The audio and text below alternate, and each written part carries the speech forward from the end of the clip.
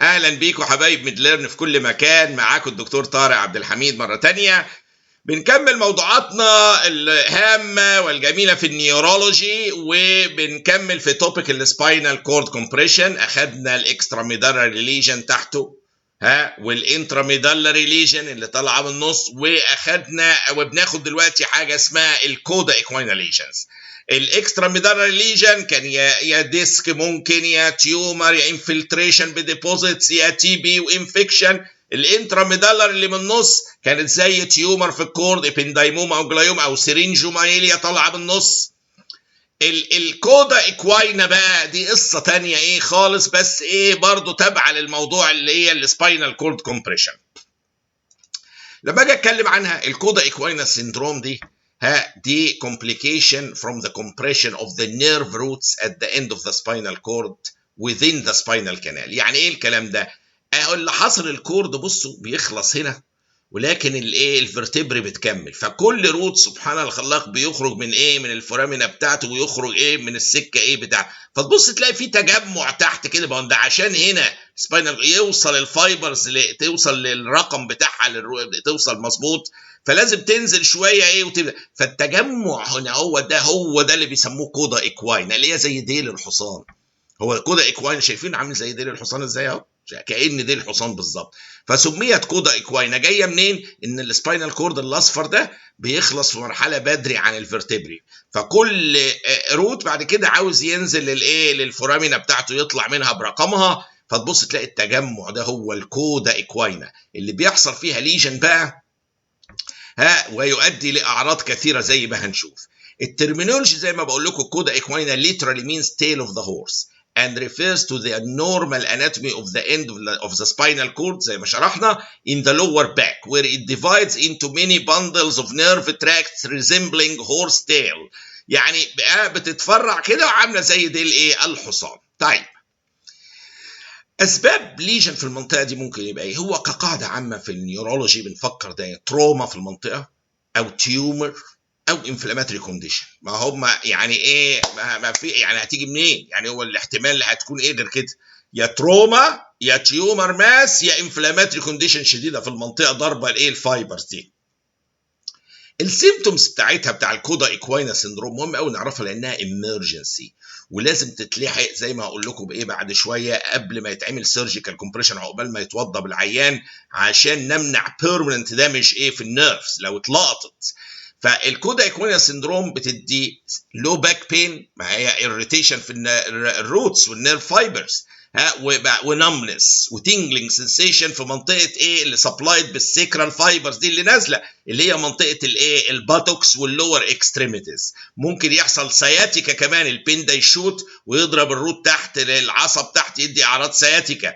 فتبص تلاقي اعراض سنسري، يا اما نمنس وتينجلينج في الباتوكس، وممكن في اللور اكستريميتيز، وممكن اريتيشن تدي بين جامد قوي في المناطق بالذات وتوصل تدي سياتيكا.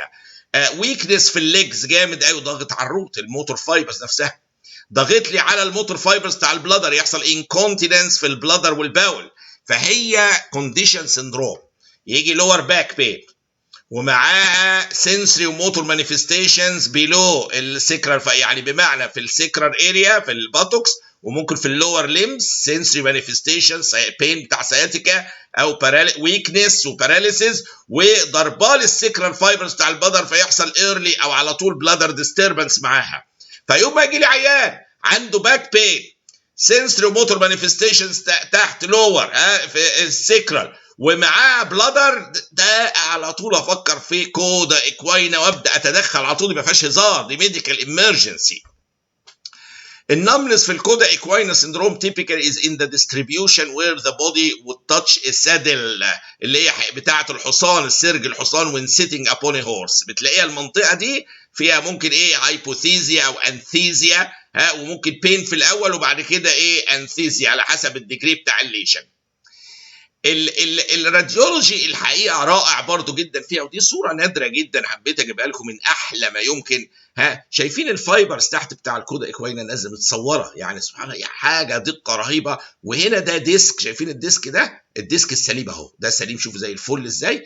ده هو الديسك ده فيه ديجنريشن وفيه بروتروجن هرنيات الديسك ضاغط لي على الفايبرز اللي نازله ديل الحصان، عامل لي كودا ايكوينا. فشوفوا بقى MRI showing herniated disc، ركزوا عليه اهو، الحته دي اللي فيها السهم الاحمر الريد ار از كومبريسنج الكودا ايكوينا فايبرز. يعني صوره مش معقول ولا مرسومه، يعني كانها رسم ايد. يعني دي صوره MRI رائعه مبينه الفايبرز بتاع الكودا ايكوينا، ومبينه الديجنريشن في الديسك والديسك برولابس او الهرنيشن، وضغط لي على الفايبرز اهي اللي هي مفعوصه نوت الكودا ايكوينا. دي مهمه قوي قوي ناخد بالنا من الحالات دي، لان اهم حاجه فيها ان هو ريفير تو نيوروسيرجن. ما نقعدش بقى نجرب في العيله، لانها لو طولت هيحصل بيرمننت دامج وخلاص، ممكن تتلقط دي بدري وينقذ العيان لو اتلحقت بدري. فالتايمينج از كروشال، اهم حاجه. فريفير تو نيوروسيرجري، ونعتبرها ميديكال emergency. Compression of spinal nerves of the spinal cord can lead to permanent dysfunction of the lower extremities وبلادر وباولز. يعني العيان ده اتدمر لو تم التأخير شوية.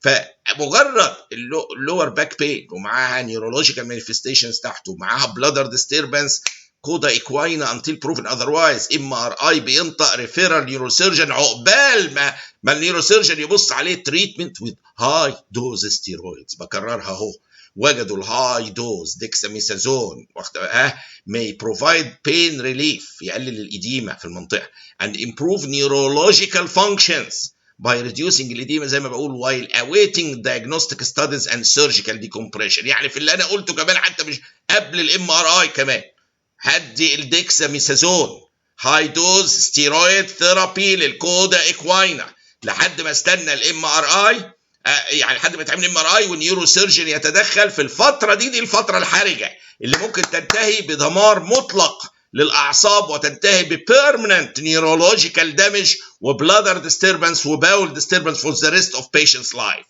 the earlier I intervene في بان انا ادي هاي دوز كورتيكوستيرويدز في حالات الكودا ايكوينا سيندروم لحد ما يتعمل MRI وراها النيوروسيرجري، the more likely العيان ده ممكن يبقى سيفد وننقذ حياته بمعنى الكلمه، يعني ان هو يقدر يعيش بطريقه طبيعيه بعد كده.